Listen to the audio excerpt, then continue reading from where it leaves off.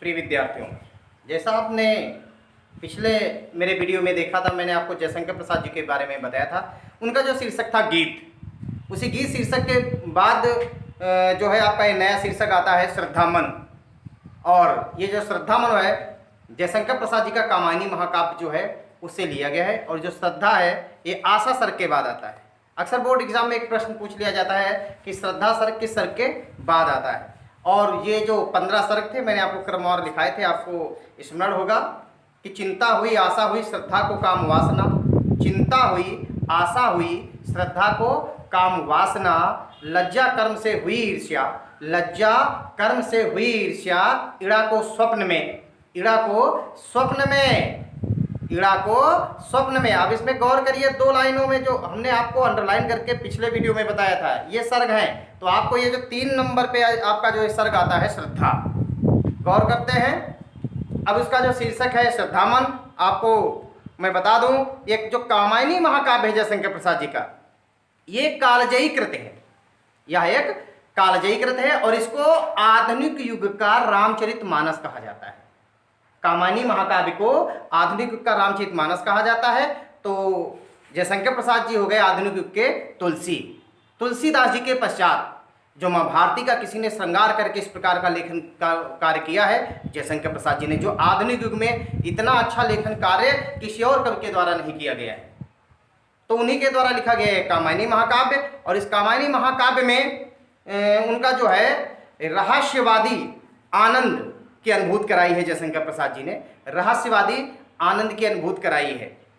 गौर करते हैं कि इनका जो है शीर्षक, इसमें इसकी जो स्टोरी शुरू होती है कि पृथ्वी पर जब प्रलय आता है, प्रलय में सब कुछ नष्ट हो जाता है, विनाश हो जाता है। विनाश के पश्चात जो स्थितियां होती हैं उन स्थितियों का जो है जिक्र इसमें किया गया है। किस प्रकार से जयशंकर प्रसाद जी अपने जीवन से निराश होकर के एकांतवास में जाकर के बैठे हुए होते हैं, किस प्रकार से वहां पर श्रद्धा का आगमन होता है और श्रद्धा उनसे किस प्रकार के प्रश्न करती है, वो इन लाइनों के माध्यम से प्रारंभ होता है।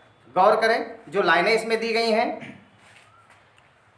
कि कौन तुम संसृत जल निधि तीर, गौर कर लें जो यहाँ पे बताना चाहेंगे कि कौन तुम संस्कृत जलनिधि तीर। जैसा कि मैंने यहाँ पर लिख रखा है संस्कृत मीन्स संसार, बीच में क्या लिखा हुआ है संस्कृत और जलनिधि के बीच में योजक चिन्ह है। और जहां पर योजक चिन्ह होता है वहां पे आपका रूपक अलंकार होता है। योजक चिन्ह होने के कारण यहाँ पे अलंकार है, वही योजक चिन्ह लगा हुआ है और योजक चिन्ह लगा होने के कारण यहाँ पर रूपक अलंकार है।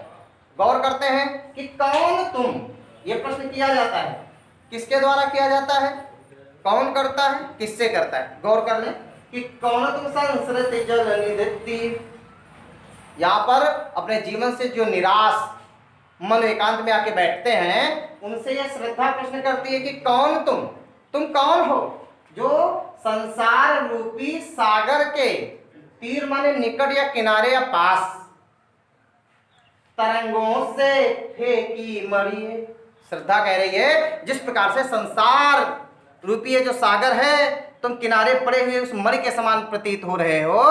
जैसे सागर में सागर की जो उठने वाली लहरें हैं उन लहरों के द्वारा कभी कभी जो मणि होती है वो किनारे की ओर फेंक दी जाती है और किनारे पड़ी हुई वो मणि जिस प्रकार से अपनी आभा से उस जो है समुद्र के किनारों को प्रकाशित करती है, उसकी सुंदरता को बढ़ाती है, ठीक उसी प्रकार से कर रहे निर्जन का चुपचाप। और इस निर्जन से स्थल का, इस एकांतवास में बैठे हुए तुम इस निर्जन से स्थल का उसी प्रकार से अपनी आभा से तुम इसको वैसे ही प्रकाशित कर रहे हो प्रभा की धारा से अभिषेक। जैसे प्रभात काल की सूर्य की किरणें जब सागर के किनारे पड़े हुए मोतियों पर पड़ती हैं, मड़ियों पर पड़ती हैं, तो उन मड़ियों की आभा से, उन मड़ियों की आभा से सागर के किनारों या घाटों या किनारों की जो सुंदरता है वो बढ़ जाती है। ठीक उसी प्रकार से इस निराश अपने जीवन से निराश होकर के एकांत में बैठे हुए आप जो है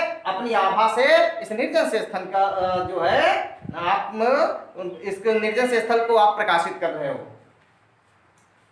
आगे पूछती है कि मधुर विश्रांत और एकांत, मधुर सुंदर प्यारा प्रिय, विश्रांत माने होता है थका हुआ, और एकांत और एकांत। श्रद्धा मन से कहती है इस एकांत में थके हुए तुम ऐसे बैठे हुए प्रतीत हो रहे हो जैसे जगत का सुलझा हुआ रहस्य, जैसे आप संसार का कोई सुलझा हुआ रहस्य हो। अर्थात यहाँ पर एकांत में बैठे हुए आप ऐसे प्रतीत हो रहे हो जैसे किसी रहस्य की उपयोगिता आप संसार के लिए न रह गई हो, अर्थात जैसे आप इस संसार के लिए किसी भी प्रकार से उपयोगी न रह गए हो, ऐसे आप यहाँ पर एकांत में बैठे हुए प्रतीत हो रहे हैं। आगे जो बताने का प्रयास किया कि करुणामय सुंदर मौन, यहाँ पर श्रद्धा कह रही कि एक करुणामय, करुणा से युक्त एक सुंदर मौन, करुणा से भरपूर होकर के और मौन की अवस्था में बैठे हुए, और कैसे, और चंचल मन का आलस, कहा कि वो मन जो सदैव चंचलता के लिए जाना जाता है वह भी आज आलस के वशीभूत है, अर्थात अपने जीवन से निराश होकर के करुणा में डूबे हुए इस मौन की अवस्था में बैठे हुए, और आपका वो मन जो सदैव, वह मन जो सदैव चंचलता के लिए जाना जाता है वह भी आज आलस में डूबा हुआ है, अर्थात आलस के वशीभूत है। तो ये लाइनों की व्याख्या हो गई। आफ्टर दैट इसके 5 क्वेश्चन बनते हैं। इसके जो 5 क्वेश्चन बनते हैं उनका आपको जो है हल करना होता है। बोर्ड एग्जाम में अगर ये 8 लाइनें आ जाती हैं तो इसके 5 क्वेश्चन बनेंगे। पहला क्वेश्चन आपको पहले से ही पता है कि पहला क्वेश्चन होता है कि दिए गए शीर्षक का नाम और कवि का नाम, वो मैंने आपको पहले ही बता रखा है कि इसका शीर्षक है श्रद्धा मन, जो कामायनी महाकाव्य से है, कवि जयशंकर प्रसाद जी हैं। दूसरा क्वेश्चन है, किसी भी लाइन को हम अंडरलाइन कर लेते हैं,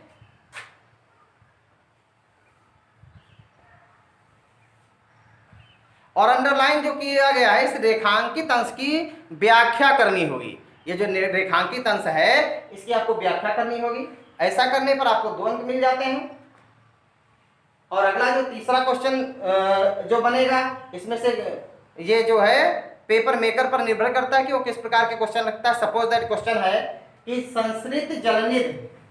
संस्कृत जलनिधि में प्रयुक्त अलंकार का नाम लिखिए। 2 नंबर में मैं आपको पहले बता चुका हूं कि जहां पर योजक चिन्ह लगा होता है, अलंकार पूछा जाए तो वहां पर रूपक अलंकार होता है। अगला गौर करिए, कहा गया है कि ये 3 क्वेश्चन हो गए, 2 क्वेश्चन आपके और बचते हैं। 2 जो क्वेश्चन बचते हैं उनको गौर करिए। पूछ लिया गया तीर शब्द के अनेकार्थी लिखें, तीर शब्द के कोई 2 अनेकार्थी लिखें। तो आपने अनेकार्थी पढ़ रखा है कि तीर माने होता है निकट, पास, किनारा। गौर करें जो 5वां क्वेश्चन आपका बनता है उस 5वें क्वेश्चन के लिए गौर करें। आपको 5वां क्वेश्चन जो होगा इसमें से कुछ भी पूछा जा सकता है। जैसे 5वां क्वेश्चन हो कि उपयुक्त गद्यांश में कौन किससे क्या कह रहा है, या कौन किसको संबोधित कर रहा है। तो इसमें क्या है कि श्रद्धा मन को संबोधित कर रही है, श्रद्धा जो है वो मन से पूछ रही है। ये जो शीर्षक है श्रद्धा मन, जो महाकाव्य है आपका कामायनी, इस कामायनी महाकाव्य में जो सबसे महत्वपूर्ण बात यह है कि आपको पता है कि इसमें सर्गों की संख्या कितनी है, 15। मैं लिखता हूं कामायनी महाकाव्य में सर्गों की संख्या, कामायनी महाकाव्य में सर्गों की संख्या।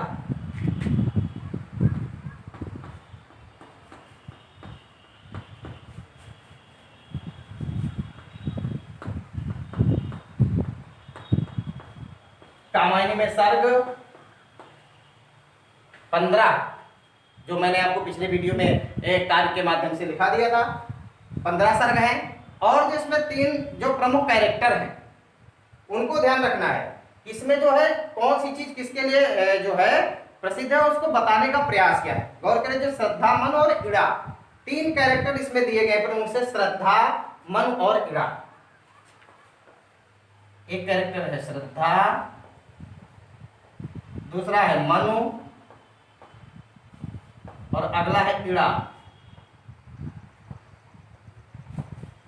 श्रद्धा मन और इड़ा। श्रद्धा काहे का प्रतीक है, मन काहे का प्रतीक है, इड़ा काहे का प्रतीक है। क्योंकि मैंने आपको पहले बता रखा है कि ये रहस्यवादी आनंद की अनुभूति कराई है जयशंकर प्रसाद जी ने। रहस्यवादी आनंद की अनुभूति है इस कामायनी महाकाव्य में, जो इनका कालजयी कृत इनकी मानी जाती है। वर्तमान युग का रामचरितमानस है ये। गौर करें, श्रद्धा काहे का प्रतीक है, मन काहे का प्रतीक है, और इड़ा। श्रद्धा जो है वो हृदय का प्रतीक है।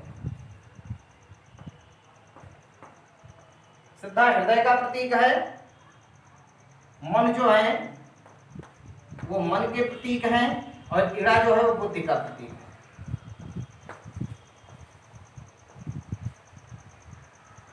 इड़ा जो है वो बुद्धि का प्रतीक है। इड़ा आपने अगर कक्षा 9 में पढ़ा होगा शीर्षक, तो उसमें आपको मिल ही गया होगा पुनर्मिलन, उसमें ये इसका जिक्र किया गया है।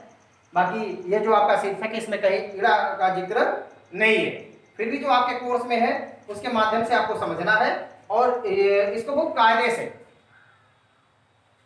प्रिय विद्यार्थियों, ये भी आप लाइन मैंने सर जो है शीर्षक से उठाई है।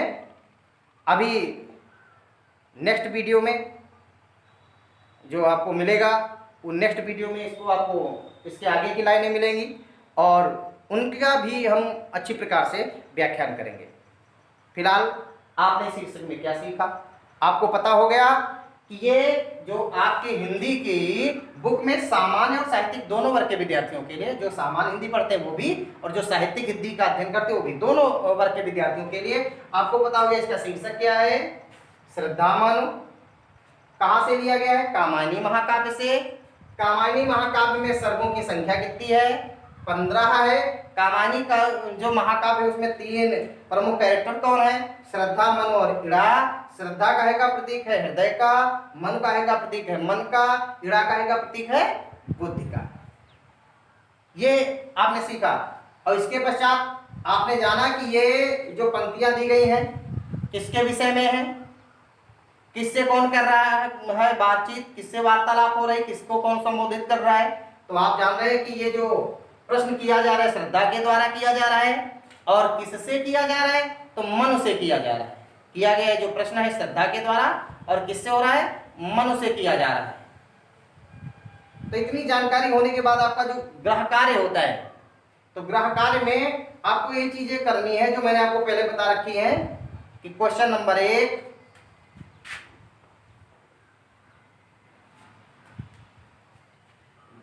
पद्यांश के कवि और शीर्षक का नाम। दूसरा, रेखांकित अंश की व्याख्या कीजिए। तीसरा, तीर शब्द के अनेकार्थी लिखिए। चौथा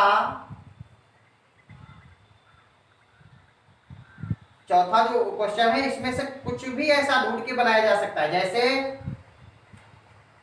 प्रभा का तात्पर्य क्या है, या पूछा जा सकता है एकांत का अर्थ क्या है, या निर्जन का अर्थ क्या है, या पूछा जा सकता है संश्रित का अर्थ क्या है, पूछा जा सकता है विश्रांत का अर्थ क्या है। तो इनको जो है आपको गौर करना है, और इसको जो है गौर करके आपको अपनी फेयर कॉपी साथ में कंप्लीट करते रहना है। गौर करते हैं नेक्स्ट जो लाइनें हैं उसकी, कि सुनाए मनु ने मधु गुंजार, मधुकरी का सा जब सानंद, ये मुख नीचा कमल समान, प्रथम कवि का ज्यों सुंदर छंद, प्रथम कवि का ज्यों सुंदर छंद। गौर करते हैं, मैंने आपको कुछ मीनिंग्स वहां पर लिख रखी हैं।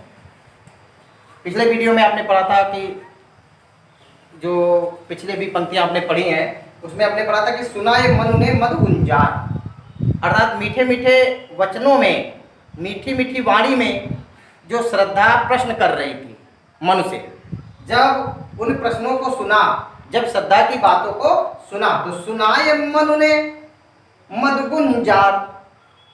कैसे सुना, गुंजार शब्द है यहाँ पर, गौर करिएगा, गुंजार शब्द है तो इसका दूसरा शब्द मिलना चाहिए। यहाँ पे लिखा हुआ मधुकरी, मधुकरी माने भंवरी, भंवरे का जो स्त्रीलिंग, का सा जब सानंद, के समान, जब सा माने से आनंद माने आनंद, जैसे कोई भंवरी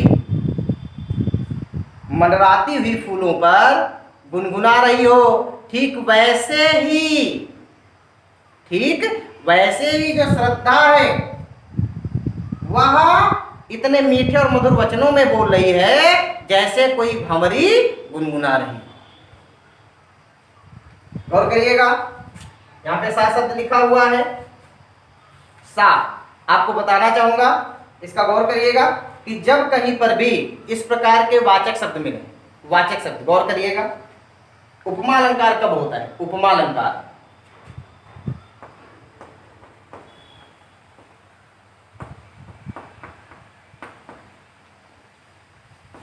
उपमा अलंकार कब होता है? गौर करिएगा, उपमा अलंकार जब होता है उसके वाचक शब्द, उपमा अलंकार के वाचक शब्द हम कैसे पहचानेंगे कि यहां पर उपमा अलंकार है? तो गौर करिएगा, हम उसको कितनी अच्छी प्रकार से जान सकते हैं, पहचान सकते हैं उपमा अलंकार के जो है किसी लाइन में। तो इसके वाचक जो शब्द है गौर करिएगा, सी, सा, से, सरेस, समान, सी सा से सरेस, समान, ज्यों त्यों, जैसे तैसे,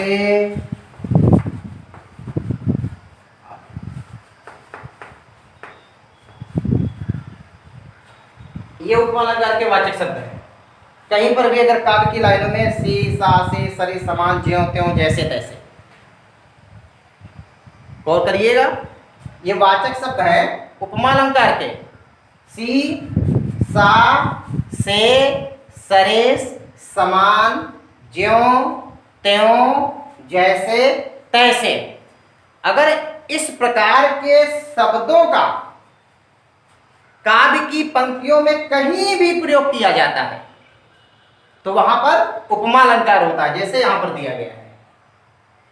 तो यहां पर उपमा अलंकार है, यहां पर उपमा अलंकार है, दोनों में समानता स्पष्ट कर दी गई है। समान गुण किसमें? श्रद्धा में और भंवरी में, श्रद्धा में और भंवरी में। श्रद्धा का बोलना और भंवरी का गुनगुनाना दोनों एक समान ही आनंद प्रदान करते हैं, इसलिए यहां पर कौन सा अलंकार है? उपमा अलंकार है। गौर करें कि ये मुख नीचा कमल समान, यहां पर जो बताने का प्रयास है वो क्या है? इतना सुनने के बाद नीचे सिर को झुकाए बैठे हुए हैं मन, यहां पर उपमान दिए जा रहे हैं। गौर करिएगा, एक दो नहीं, कई उपमान दिए गए हैं, मन के लिए उपमान दिए गए हैं। क्या है? जयशंकर प्रसाद जी ने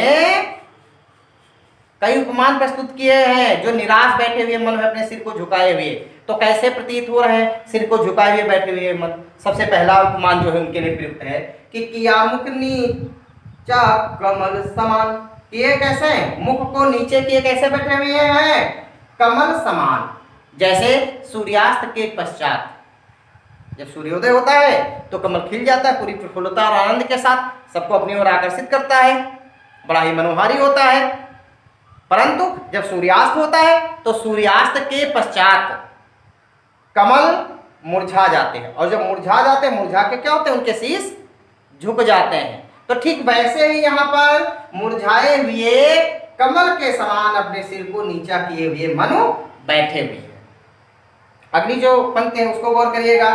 दूसरा उपमान जो है कि प्रथम कवि का जो सुंदर छंद, यहां पर कवि जयशंकर प्रसाद जी बता रहे हैं, दूसरा उपमान प्रस्तुत करते हुए कि मनु अपने सिर को इस प्रकार से नीचा करके बैठे हुए हैं जैसे किसी कवि ने पहली बार अपनी कोई रचना की हो, जैसे किसी कवि ने पहली बार अपनी कोई रचना की हो, पहली बार अपनी कुछ पंक्तियां लिखी हो और अपनी उन पंक्तियों के विषय में, उसके परिणाम के विषय में वो सोच करके जिस प्रकार अपने सिर को नीचे झुकाए बैठा होता है, ठीक वैसे ही मन बैठे हुए हैं। वाकई जो पहली बार रचना करता है वो ये सोचता है कि मेरे द्वारा रचित जो पंक्तियां हैं, मेरे द्वारा जो लिखा गया लेख है, वह लोगों के हृदय में अपना स्थान धारण कर पाएगा? क्या लोग मेरे द्वारा लिखी गई पंक्तियों को अपने सिर आंखों पर बिठाएंगे? उसको आदर सम्मान मिलेगा उन पंक्तियों को, या उस काव्य को, मेरे द्वारा लिखे गए काव्य को आदर सम्मान मिलेगा या नहीं मिलेगा? ऐसा तो नहीं। लोग इसको आदर न दे करके इसका तिरस्कार कर दे, इसको जो सम्मान, तो ऐसा सोच करके वो कवि अपने सिर को झुकाए हुए बैठा होता है कि इसका परिणाम क्या होगा, अच्छा या बुरा, मेरे अनुकूल होगा या प्रतिकूल होगा। ऐसी सोच के साथ में जिस प्रकार से वो कवि अपने सिर को झुकाए हुए नीचे बैठ जाता है, ठीक वैसे ही अपने जीवन से निराश होकर के मन भी बैठे हुए होते हैं। गौर करिए, यहाँ पर ज्यों शब्द है, मैंने आपको पहले बता रखा है, ज्यों शब्द आया, यहाँ पर भी उपमा अलंकार है, यहाँ पर भी उपमा अलंकार है। गौर करिए, यहाँ पर छंद शब्द आ गया, तो मैं बता दूं, ये जो श्रद्धामन शीर्षक है आपकी बुक में, जो कामायनी महाकाव्य से, इसमें जो पूर्ण रूपेण 16 मात्राओं का श्रृंगारिक छंद प्रयोग किया गया, 16 मात्राओं का श्रृंगारिक छंद प्रयुक्त हुआ है। अगर इसमें छंद की बात कर ले शीर्षक में, तो 16 मात्राओं का श्रृंगारिक छंद प्रयुक्त हुआ है।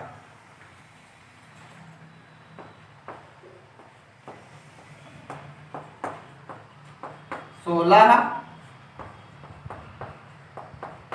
मात्राओं का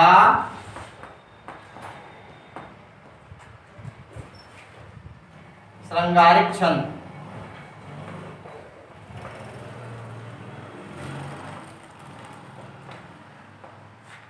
सोलह मात्राओं का श्रृंगारिक छंद इस श्रद्धामन शीर्षक में प्रयुक्त हुआ है। जो बातें मैंने बताई है, आपने क्या सीखा है? अभी पिछली पंक्तियां जो मैंने अभी आपको बताई थी, उसमें भी मैंने आपको बता दिया था कि आपने क्या सीखा है। इन 4 लाइनों में आपने क्या सीखा है, गौर कर लें। इसमें आपने सीखा है कि श्रद्धा के द्वारा जब आवाज दी जाती है, संबोधित किया जाता है, तो मन जो जब सुनते हैं तो उनको ऐसा लगता है जैसे कोई भंवरी गुनगुना करके, गुनगुनाती हुई, फूलों पर मंडराती हुई, जैसे उसकी विशेषताओं का वर्णन कर रही हो, ठीक वैसे ही श्रद्धा भी मधुर मधुर वचनों में बोल रही है। और अपने जीवन से निराश मन कैसे बैठे हुए हैं, जैसे मुरझाया हुआ कमल, अपने सिर, उसका सिर झुक जाता है, ठीक वैसे सिर को झुकाए हुए बैठे हैं। दूसरा उपमान यहाँ पर प्रस्तुत किया गया है कि ऐसे सिर को अपने झुकाए हुए बैठे हैं जैसे किसी कवि के द्वारा पहली बार कोई रचना की गई हो। तो क्वेश्चन मैं आपको 5 बता चुका हूँ, आपको उसी प्रकार से इसको जो है क्लियर कर लेना है अपनी होमवर्क की कॉपी पर। Okay, thank you.